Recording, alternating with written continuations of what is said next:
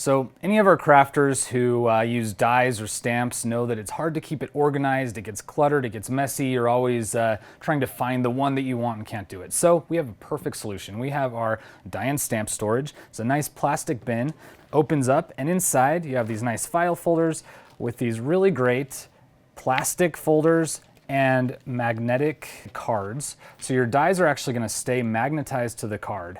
Couple things here, a couple different ways you could do this. You could then put like coordinating stamps in the envelope and then put them in here. You could label things so you know maybe you have all your Christmas dies in a certain slot or whatever it is. Keeps it really simple. You can also take these out. They have a 3-ring binding, so you could put these in a binder as well.